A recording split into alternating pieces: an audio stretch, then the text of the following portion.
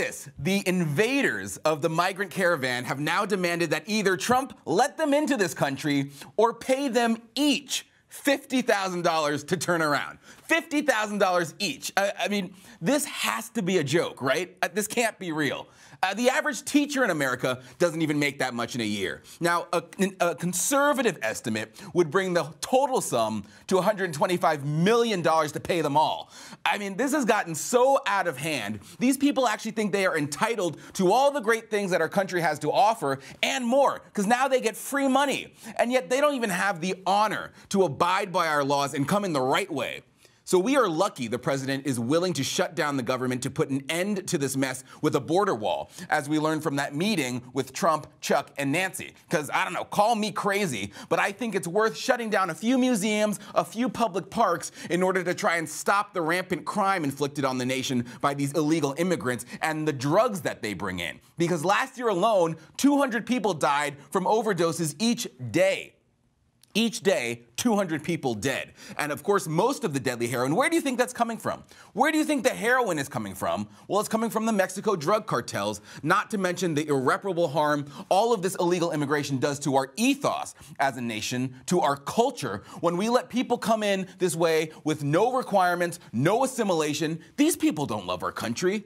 For goodness sake, they're marching with Nicaraguan flags. They don't love the country. Learn our Constitution. Learn our way of life before you come here, and you better do it the right way. Right now, our immigration system makes it close to impossible to ensure that border security happens the right way, which is precisely why it is senseless to keep the government open simply for the sake of allowing this pandemonium to continue. Why keep government open when it is not pursuing what the American people mandated in 2016, which includes building a border wall and does not, I repeat, does not include paying the migrants a fortune, $50,000 simply because they attempted to break in.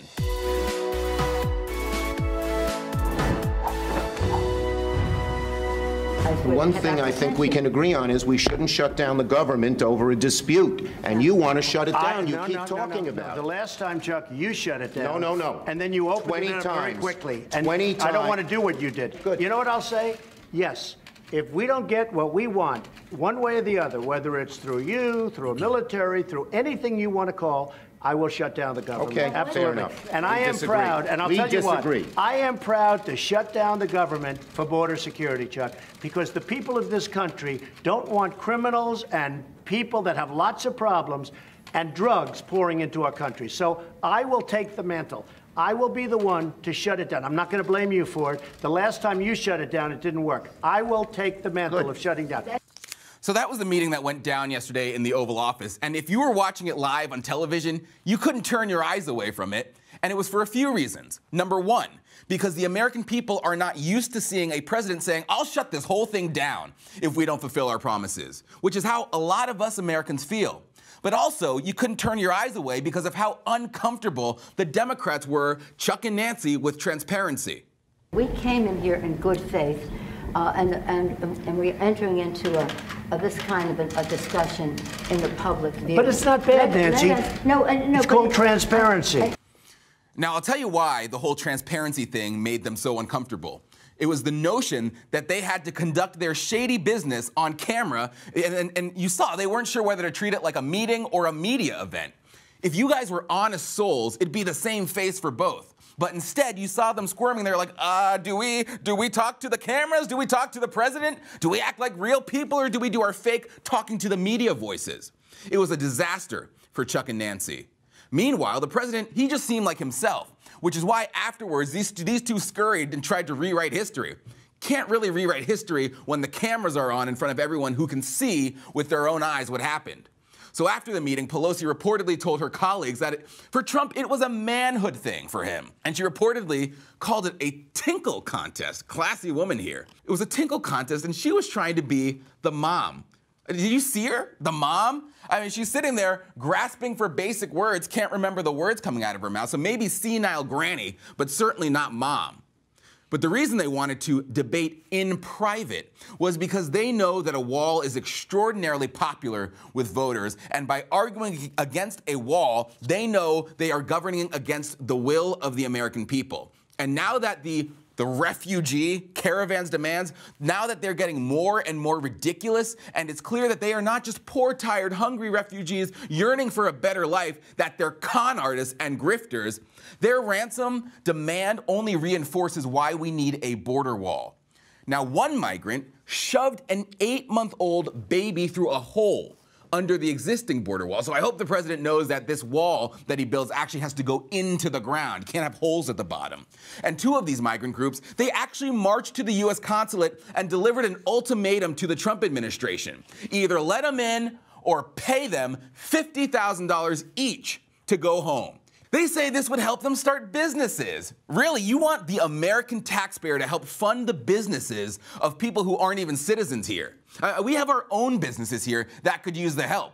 If it were that easy, I'm sure a lot of Americans would love to be handed $50,000 cash to help start their business. But the migrants say that it might seem like a lot of money to you, the American people, but it's not that much compared to what the American people have taken from them. Really. I mean, the gall is just astounding. Your demand, folks, is an insult to the American people who are busting their tails to provide for their families. And you come up here and you try to barge in and demand that you get paid more than many Americans make in a year simply because you decided to leave your country? Pretty sure it doesn't work that way.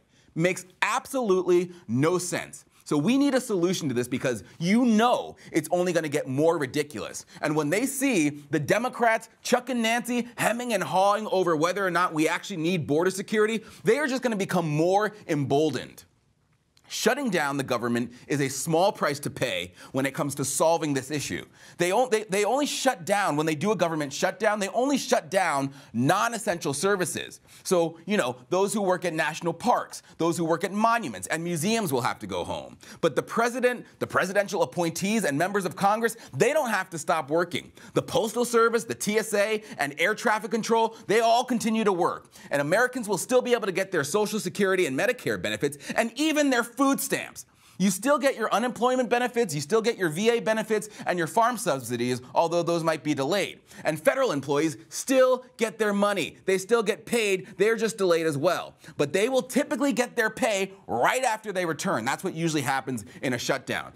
And I live in D.C., where they did shut down the government once because one day it was too windy. Oh, there's too much wind, you don't have to come to work. So if a shutdown happens, I guarantee you, you won't notice.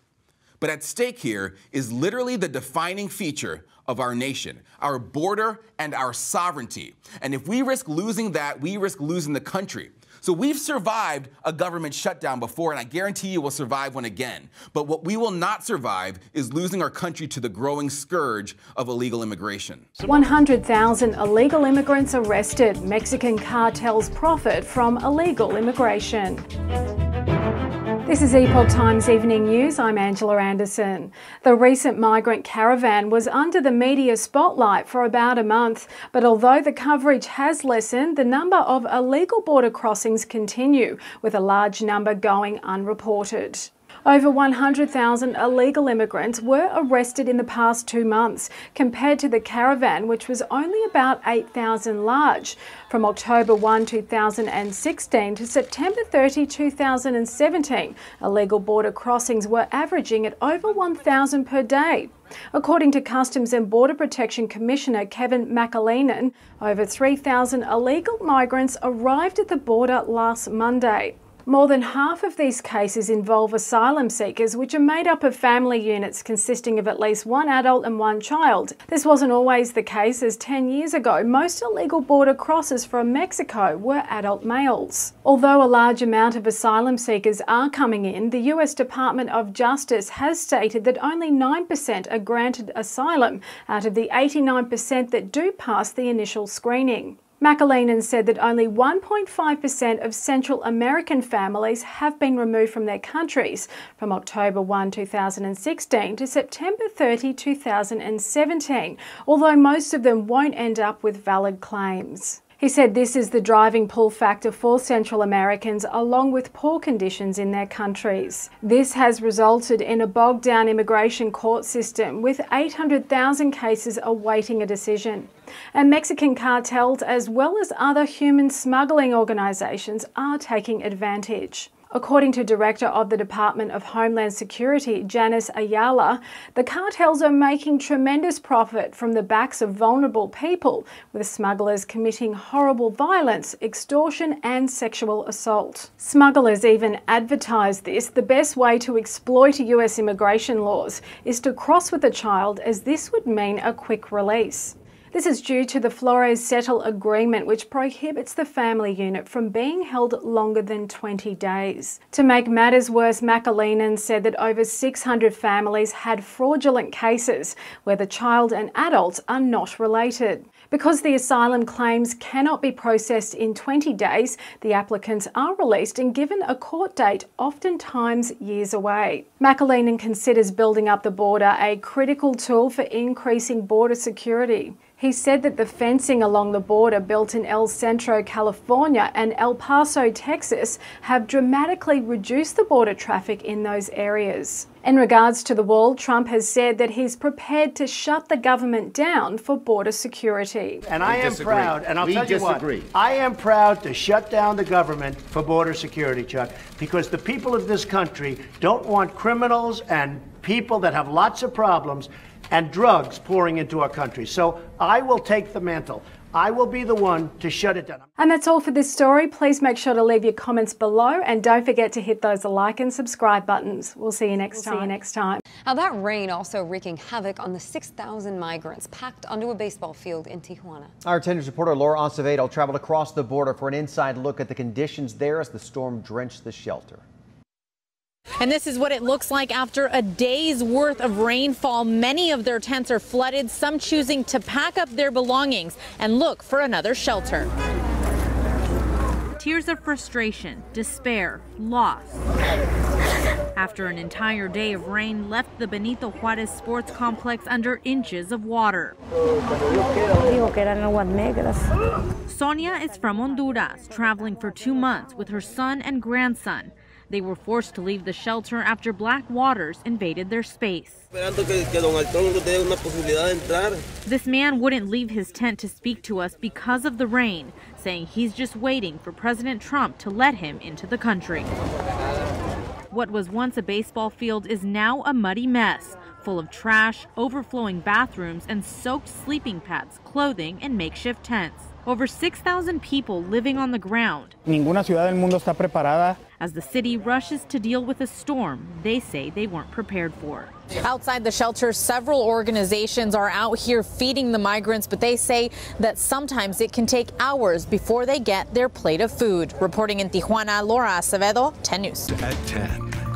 Welcome to the News at 10, and we begin tonight with hundreds of faith leaders of many religions, including 6 from right here, gathering at the U.S.-Mexico border in San Diego on Monday for a peaceful protest. 32 ended up becoming detained. The event, Love Knows No Borders, was a call for migrant justice. A local reverend was among those arrested. Our Morgan Boydston talked to 2 of the local clergy who protested at the wall. And Morgan, why was this something that they wanted to be a part of? Well, they told me they heard about the peaceful protest and knew it was what they had to do to send hope and support. I talked to the Cathedral of the Rockies pastor and Boise Unitarian Universalist reverend who say immigration is intrinsic in their faith. A solemn 2-mile walk to Borderfield State Park. More than 300 people, many faith leaders across the country. It was the whole crowd of humanity was present. Showing support for migrants' rights to seek refuge and asylum in America. Organized by Quaker group American Friends Service Committee, Love Knows No Borders called for an end to detaining and deporting immigrants and demilitarizing border communities. If we look at our stories, immigration is just part of our story. Cathedral of the Rockies senior pastor Dwayne Anders, you do choose to risk, felt called to take part. So we came together as faith leaders to say to our government, everybody has these rights to immigration and really rights to asylum. We're a country of immigrants. How can we shut the doors to others who are seeking to build a new life and want to do it the right way? Our goal actually was for all of the faith leaders to bring a blessing to the fence. Once they marched to the border, about 100 pushed the line.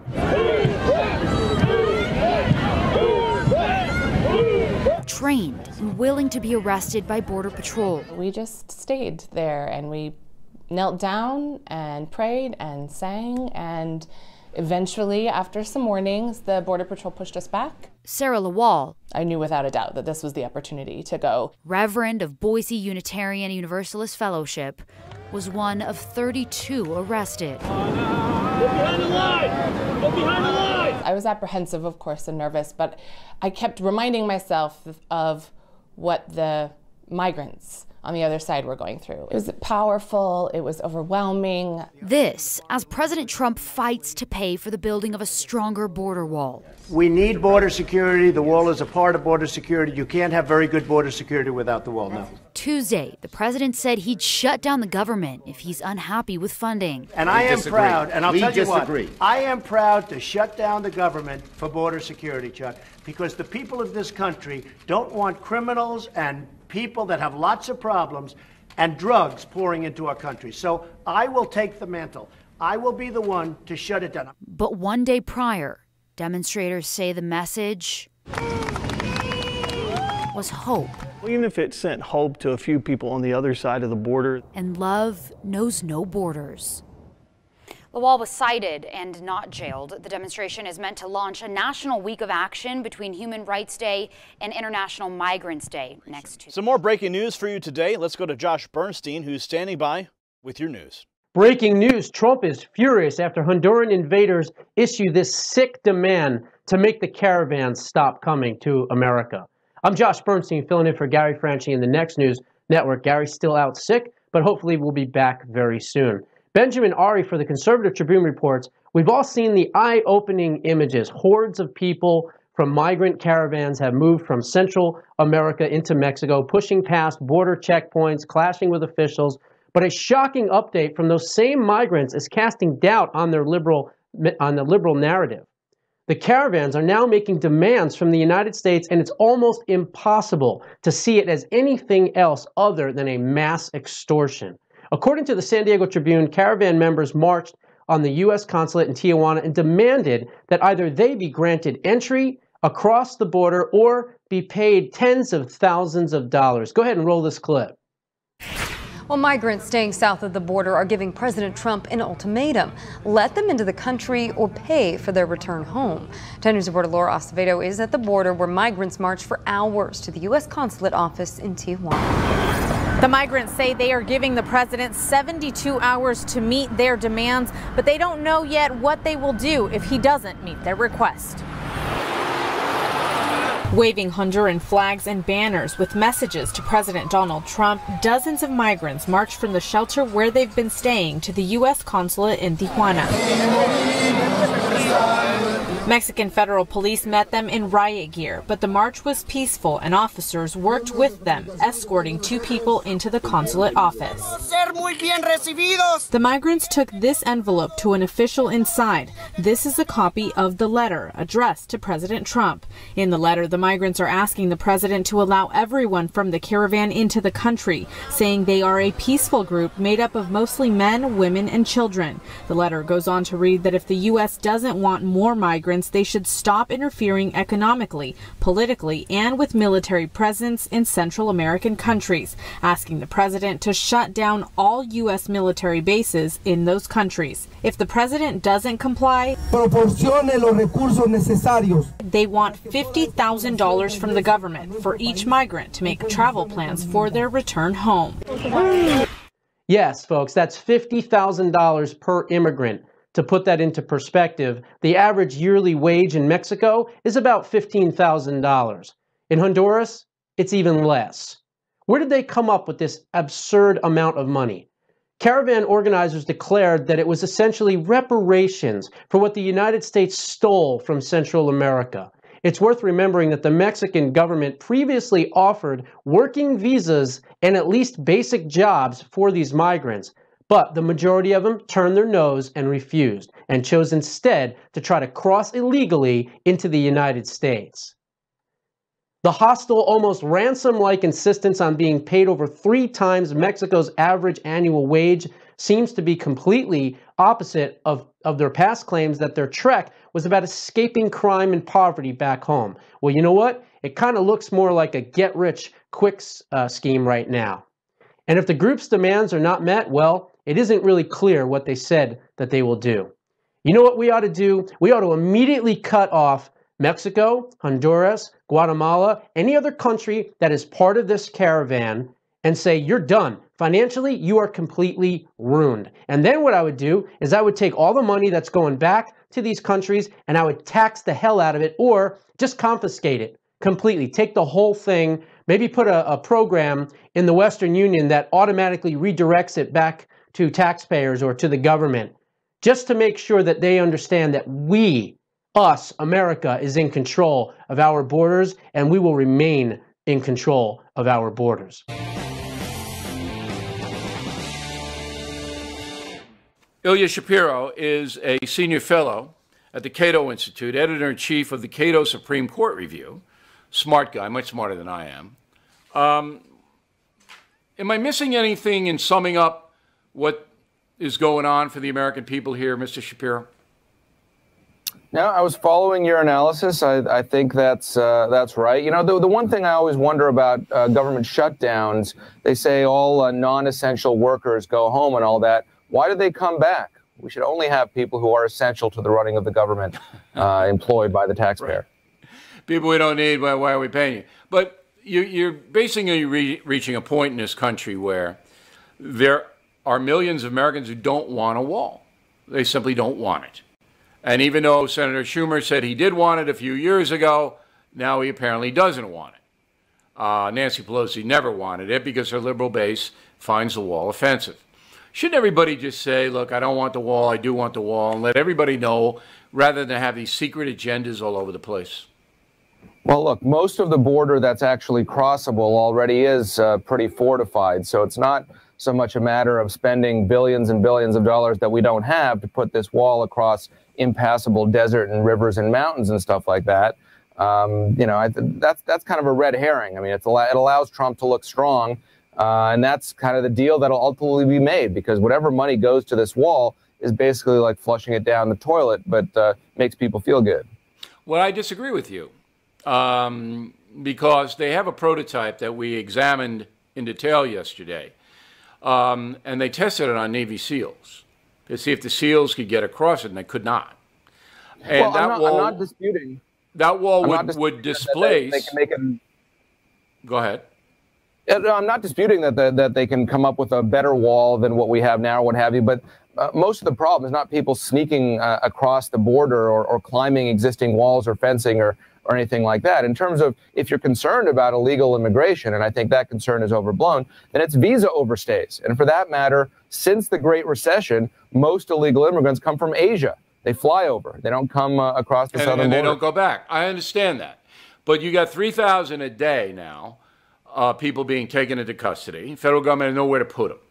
You got asylum claims of about 100,000 a year, 2018 fiscal year, 67% up from the year before, because the people smugglers are saying, just ask for asylum. Takes 3 to 4 years to adjudicate it. So you have a system that's breaking down. So you say it's overblown. This illegal immigration is overblown. We take more than 1 million foreign nationals into the country every year illegally.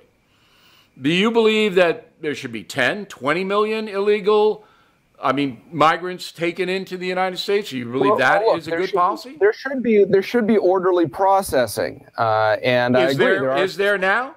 Is there orderly processing now? Of course not. But putting up a wall, spending money on a wall, that doesn't address those kinds of. You don't think that would discourage people from coming here from South and Central America and Mexico? They know they can't go over the wall. Talk about the asylum claims or the caravan.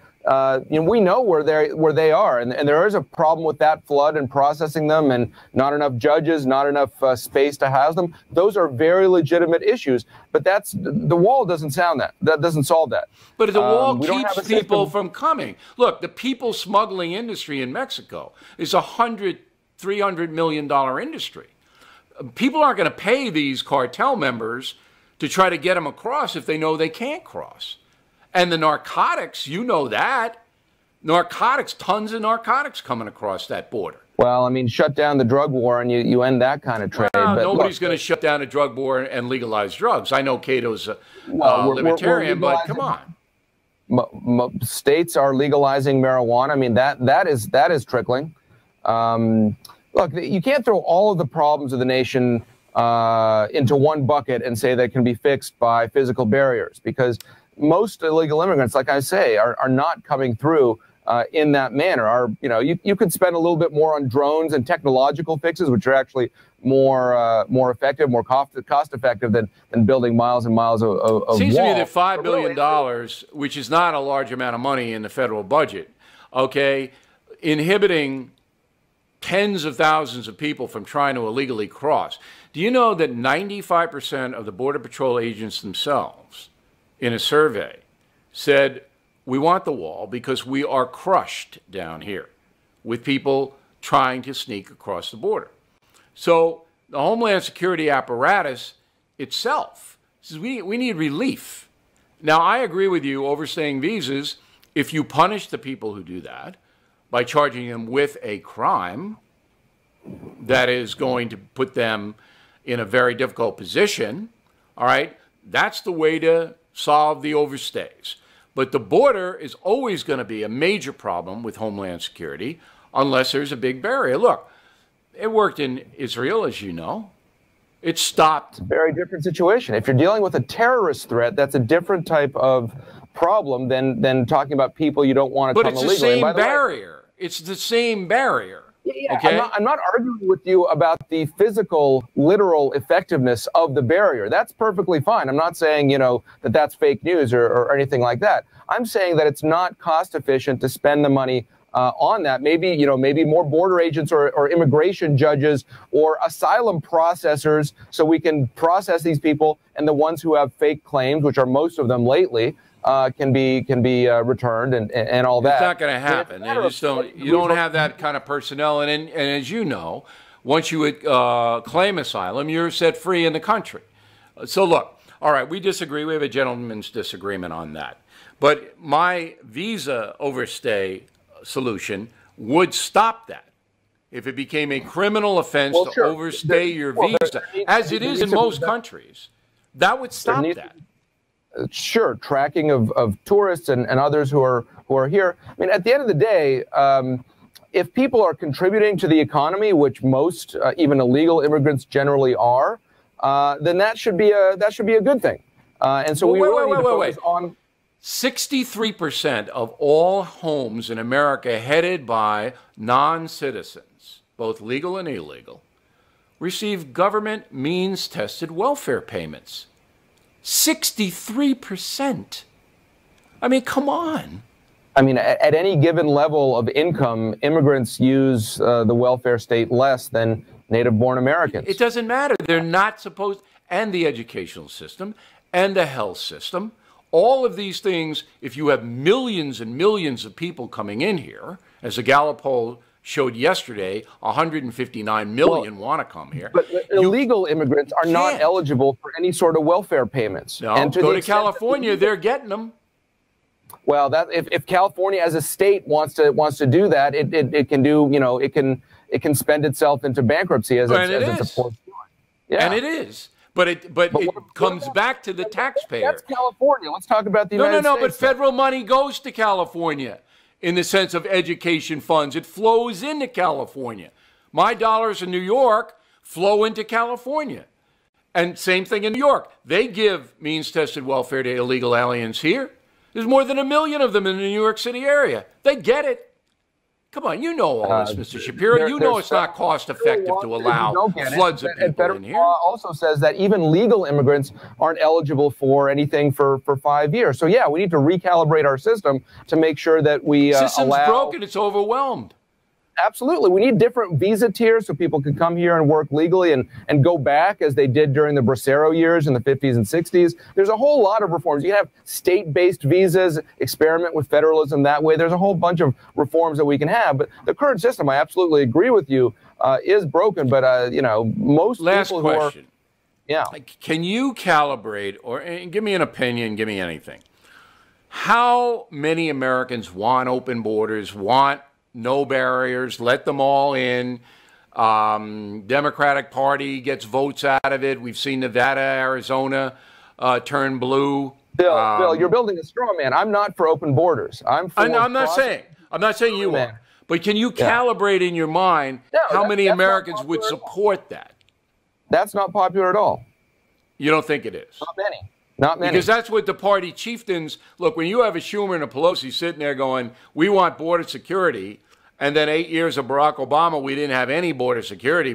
It's the same mess now it was when Barack Obama took office. Well, you know what? That's true. They're engaging in a cynical ploy that they think they're going to get voters. But you know what? Immigrants assimilate and adopt the political views of the communities into which they assimilate. And so that's why Hispanics in Texas vote a lot more Republican than those in California. So it's not sure at all that whatever the Democrats are trying to deal with is going to net them votes, 10, 20 years down the line. It's not a certainty, but it is. They should all lay it on the table as you have today. I thought this was a great debate, Mr. Shapiro, between you and me. And I really appreciate your time. Thank you very much. My pleasure. Take care. Okay. A short time ago, we spoke to David Rubin. He's the former mayor of Shiloh, Israel. He's the author of the book Trump and the Jews. We had a fascinating conversation. Listen. Mr. Rubin, thank you very much for joining us. There's a debate in the United States, as you're fully aware, over whether to erect a wall on our southern border to solve what is an immigration crisis. Israel has relevant experience with this exact topic. Will you explain what Israel did in response to its immigration crisis and the effect that the wall had on it? Well, we certainly do have that experience, Tucker. Between 2010 and 2012, there were 55,000 illegal immigrants into Israel. Now, you have to understand, Israel is a tiny country, so 55,000 illegal immigrants in just a couple of years is a lot of illegal immigrants. Yeah. And most of them settled in southern Tel Aviv, which was already a working class or a little bit run-down area. The rapes and murders in southern Tel Aviv skyrocketed in those few years. The Israeli government, under pressure from the grassroots mainly, grassroots protests from the residents of South Tel Aviv and other towns that were being overrun by these illegal immigrants, the Israeli government made a decision that they were going to build a wall, a high-tech steel wall on the southern border, the border between Egypt and Israel. So it was built over the next few years. It was completed, almost completed by 2015. In 2016, the wall was up. 2016, there were 11 illegal immigrants who entered Israel. And then they raised the height of the wall an additional several feet. And in 2017, there was not one illegal immigrant that made it through the southern border into Israel. So that is a remarkable story. It works. So was there it's a story that's... So I'm just wondering the political part of this. So the 55,000 illegal immigrants you're describing were from Africa, as I remember, Eritrea, Sudan, parts of Africa. Correct. Was there anybody in Israel who said you're racist for trying to keep them out? Well, there was some of that, yes. Some of the people on the left were going crazy and having protests, and they were complaining that it's a racist thing. But look, illegal immigration is illegal immigration. And I don't know if you know this, Tucker. I was born and raised in the United States. I've been living in Israel for 27 years. But the Jewish immigrants who came to America, and I wrote about this extensively in my book, Trump and the Jews, they came to America as legal immigrants. They came only to work hard and only to be full Americans. That was their goal. And so, I've heard people like Ocasio-Cortez from New York, the congresswoman, talking about how the immigrants, the migrants are just like the asylum seekers, the Jewish immigrants who are seeking to escape the Nazis in World War II. It's an obscene comparison, and I've heard it too many times from the left. So, yes, there was some in the Israeli left who were complaining and who were even accusing the Israeli government of racism. But the fact is that now nobody's complaining. Everyone is happy that we don't have illegal immigration to Israel. That's an amazing story. And I hope that a lot of people watch this segment. Mr. Rubin, thank you for telling us what happened and your experience there. It's remarkable. You're welcome, Tucker. Good evening and welcome to Tucker Carlson Tonight. Here's a funny thing that we noticed the other day. People debate all the time about mass immigration. What you never hear anybody do is make the economic case for mass immigration. And here's why. Our country's economy is becoming more automated and tech-centered by the day. It's obvious that we need more scientists and skilled engineers, but that's not what we're getting. Instead, we're getting waves of people with high school educations or less.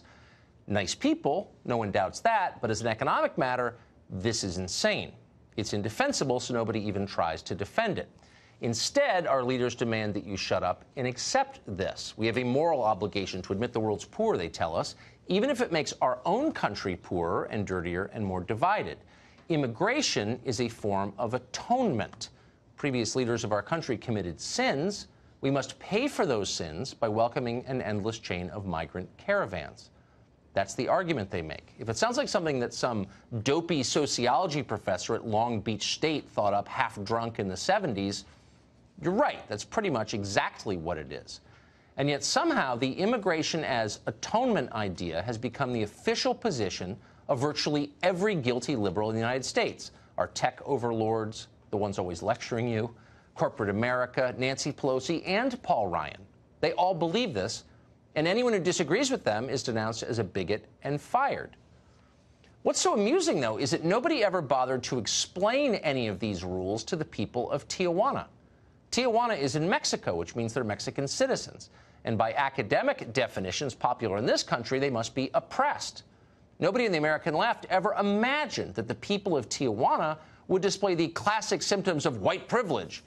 And yet, when a caravan of Honduran immigrants showed up in their city uninvited, that's exactly what they did. You know of incidences here in Tijuana and in other cities that some of these people that are coming into with these caravans are committing crimes. This is not about racism. We don't dislike a certain group of people because they're from a country, one country or another. We are here because our government has not taken control of these, what we call invasion. Your country have to be beware of these people because they are people, they are bad people. Well, it sounds like a Trump rally. When did Mexican citizens start talking like this? It's confusing, and of course, it's also deeply hilarious and pretty satisfying to watch. What's more predictable is how leaders of the caravan are starting to talk. Suddenly, they sound like community college professors from Long Beach, entitled, cut off from reality, and highly aggressive. Yesterday, a group of leaders of the caravan marched into the U.S. consulate in Mexico and demanded $50,000 in exchange for returning to their own countries. Huddled masses yearning to breathe free? Nope. Cynical shakedown artists who've been watching too much CNN. No surprise there. When rich liberals tell you that America owes you a comfortable life, nobody should be shocked when you believe them. Well, Genaro Lopez is a municipal official from Tijuana, an elected official. He's not a bigot. He's not suffering from white privilege or toxic masculinity. He's just a citizen who's upset about what is happening to the city he loves. He joins us from just across the border in Tijuana. Mr. Lopez, thank you for joining us. We in the United States were told that the migrant caravan would make our country better, would improve America. Has the migrant caravan made Tijuana better? What has been the effect of having the caravan in your city? Hi, Tucker. Good afternoon from Tijuana. Things aren't getting better. They're probably getting worse. Last weekend, we issued an ultimatum to all the Hondurans and Guatemalans that are camping out here on the street. They're blocking the street and they're doing all their necessities, trashing the street. And we have a school closed here. This is the third week being closed, and they won't open until these guys leave. And we issued an ultimatum for 3 days, Friday, Saturday, and Sunday. They had to go. Sunday, they will be removed by force. And a priest came here. He's very well known, Padre Solalinde, and he talked with them and said they shouldn't go, that they should stay, that he would talk to the federal authorities So Sunday, the director of disaster relief from Mexico City, he issued an order to stop and don't remove them by force. So they're still here. Problems are still going on. There's been like 280 arrests. Before it was only for drug possession and being drunk in the streets. Now it's for breaking and entering into homes. People have even made citizens arrest of them. And things aren't very nice here. And the neighborhood is tired of them, the merchants, and the schools. So you've had home break-ins. Are you certain that it was Migrant Caravan members who broke into those homes? Yeah, there's a video on Facebook, and in the video he says his name, and he says he's from Honduras. How are the police handling Also, we had well, police are on 24-hour alert on this, and they're worried about this because we don't want crime rate to go up here in Mexico. We are a very tourist town, and we live of tourism, and Christmas season is one of our best times for tourism here and for sales, and things aren't very good right now. Also, we don't want these migrants to make the U.S. nervous, and they had 2 marches this Sunday from the new shelter. They made a march to the U.S. consulate, and they delivered 2 letters. One was directed directly to President Donald Trump, and they were demanding that he didn't give him, if they didn't get political asylum from the U.S., he should pay them $50,000 to go honorably back home. And also they were demanding that he should extradite President Juan Orlando Hernandez from Honduras to the United States, and he should remove 13 big military bases and big businesses from the United States that are in Honduras, and they're accusing them of depleting the Honduran economy. So they're demanding money or they won't leave. That sounds like an extortion attempt. Yeah. Sounds like a ransom, yeah. If you want them to go back, you have to give $50,000 to each one of them. So but like 700 have been, yeah. I was just saying that the political leaders in the United States encouraged this caravan, and media figures, people on television in this country, encouraged the caravan to come north. Now they're in your city. What would you say to the politicians and media figures in the U.S. who encouraged them to come to Tijuana? Well, Tijuana is a great town. It opens its arms to anyone who wants to come here in peace and to live here, no problem. But if you come here in a violent move, if you come here against our sovereignty, you're not welcome here. Really, we don't want these problems. We have our own problems, and we're dealing with them. Yeah. We don't want problems from other countries to start invading us here and creating all this havoc that has been happening. Yeah, closed schools, people living in the street, home invasions. I can see why. Our heart goes out to you, Mr. Lopez. Thank you very much for that update tonight. Okay, thank you.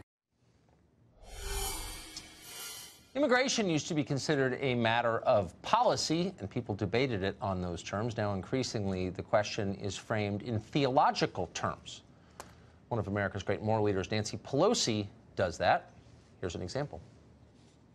Most of us, speaking for myself, consider the wall immoral, ineffective. He also promised Mexico would pay for it. So even if they did, it's immoral still. Minerva Carcaño is a bishop in the United Methodist Church. She traveled to the border to protest the plight of the migrants there, and she joins us tonight. Bishop, thank you very much for coming on. Thank you. So I don't know if you saw the interview we just did with Mr. Lopez as an elected municipal leader in Tijuana, but he described a scene, and we had pictures of it, where hundreds, thousands of migrants are living in the open air, and the city of Tijuana is being very disrupted by this. Schools have closed, many arrests have been made. For some, in cases, serious crimes. He said that recently religious leaders came to the migrant encampment and encouraged the migrants to stay living in tents in the middle of Tijuana. And I wonder what you make of that as a religious leader yourself. I'm aware of the fact that religious leaders, among them Methodists from the Methodist Church of Mexico, have been compassionately feeding these migrants. I've seen these migrants. I know their plight. They are migrants who have left their homes, not because they wanted to leave their homes, but because they face poverty and great violence. And so they've migrated. They have a right to migrate. They have a right to asylum at the border, to receive due process for asylum. These are people who need humanity, to extend compassion to them and love and care. It may discomfort some, but this is a moment in which we can show the best of humanity. I'm not aware of what was just described. You showed pictures. I was not able to see them. Okay, but I am aware of the plight of the migrants. Right, and so are we. And I think that our heart goes out to anybody who walks a great distance to get a better life. And I've always assumed that most migrants are decent people. But there's a huge cost, not to the Methodist Church, but to the taxpayers of Tijuana and the United States, to every person who comes here in poverty with low skills. Some estimates suggest the cost is hundreds of thousands per immigrant over a lifetime. The Methodist Church is not paying that bill. U.S. taxpayers are. So I wonder if that's a factor in your consideration. Shouldn't you be paying for the people that you encourage to come here? Why aren't you? Migrants aren't costing this country in the way that you describe.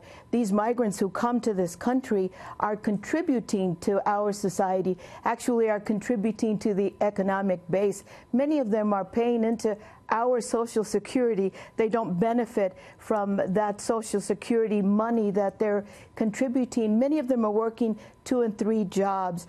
I've lived and served in Texas and all across the Southwest and the West, and these folks contribute more, much more than they receive from our country, from our state, and from our communities. And as a mathematical question, that's not true. And I think there's a great moral contribution of poor immigrants. I'm not attacking them personally. I hold no animus toward them. But a lot of study has been done on this, and people who come to this country with less than a high school education take more services by a huge margin than they pay into the system. Now, you don't pay any taxes in your church because you have a tax exemption. The rest of us work for companies that do pay taxes. We pay taxes, so we're supporting the policies that you're encouraging. And I wonder why it's virtuous of you to do that. If you are encouraging people to come here, why don't you have an obligation to provide them education, housing, food, medical care? But you offload that onto taxpayers, and I wonder why that's a Christian thing to do. Every single United Methodist pays taxes in the United States. And so this is kind of does not. You have a tax way exemption. to skew the conversation. Every single United Methodist member of our churches pays taxes. These are people who pay into our system, and they contribute to the economic viability of our country. I live and serve in the state of California.